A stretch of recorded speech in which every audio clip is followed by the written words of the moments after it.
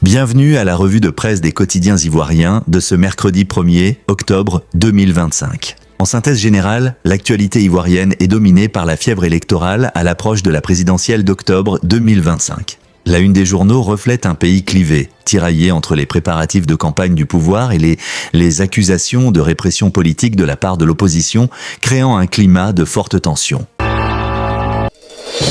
Tension politico-judiciaire, un climat de répression dénoncé. La pression judiciaire sur l'opposition qu'est le thème le plus couvert, créant une vive polémique. Arrestations en cascade. Le Canard déchaîné et Le Temps sont sur la même ligne, dénonçant un harcèlement politique contre l'opposition. Notre Voix et la Voix originale annoncent que les cadres du PPACI, Daï Nestor et Blaise Lassme, ont été jetés en prison ou écroués sous mandat de dépôt.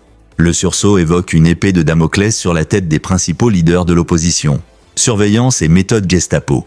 La Nouvelle Alliance rapporte que des policiers ont été pris en flagrant délit de tournage du siège du PPACI. La Voix originale dénonce vigoureusement ce qu'il qualifie de méthode Gestapo ressuscitée en Côte d'Ivoire. Appel à la mobilisation. En réaction, le Front commun appelle, selon l'héritage, à une grande mobilisation pour la marche du 4 octobre. Notre Voix relaie l'appel de Gbar Gonta, vice-président du FPI, qui enjoint tous les Ivoiriens à la marche du 4 octobre.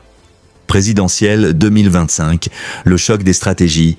La campagne électorale se dessine à travers des stratégies antagonistes largement commentées par la presse. Le RHDP, la machine de guerre électorale. Le Jour Plus annonce que le président Alassane Ouattara investit son commando de campagne demain. Le Patriote et Le Matin mettent en avant Gilbert Koné-Kafana, qui donne les clés du 1 coup KO pour le RHDP. Il appelle également, selon Liberté, à une campagne civilisée. Du côté de l'opposition, c'est le rejet systématique du 4e mandat et la mobilisation. Le PDCI-RDA est en première ligne. L'héritage titre sur son nom « E4e mandat » et rapporte que le parti décide de dire la vérité aux Ivoiriens en s'attaquant au bilan du RHDP. Le Nouveau Réveil résume la position du PDCI en une phrase « choc ». Démocratie, justice, liberté, économie et sociale, zéro pointé. Le Bélier publie le cri d'alarme de Damien Yao qui appelle à défendre la Constitution et l'alternance, les challengers, l'armée secrète de Billon. L'Avenir s'intéresse au choc des challengers que sont Simone Gbagbo, Billon, Don Melo et Henriette Lagou. Dans une interview exclusive à Aujourd'hui, Jean-Louis Billon affirme avoir une armée secrète d'électeurs et une base électorale concrète. Économie, développement et coopération. Malgré le contexte politique tendu, les sujets économiques conservent une place importante. Énergie, un contrat stratégique.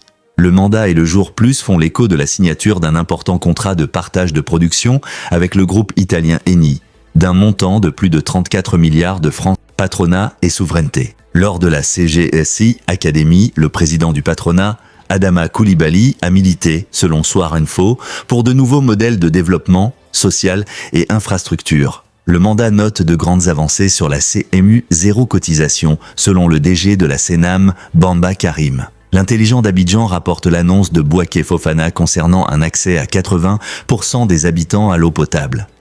Sécurité et sport, sécurisation du scrutin. Le Patriote et l'Inter indiquent que le général Apalo Touré a donné des consignes fermes ou des consignes claires aux gendarmes pour la sécurisation de la présidentielle. Sport. Les éléphantos en finale. L'héritage et la Voix originale se font l'écho de la qualification des éléphantos U17 pour la finale de la CAN U17. Conclusion. La presse ivoirienne du 1er octobre 2025 campe le décor d'une nation à la croisée des chemins. Les unes, entre dénonciations virulentes et annonces de campagne, préfigurent un dernier trimestre avant l'élection présidentielle particulièrement agité et incertain.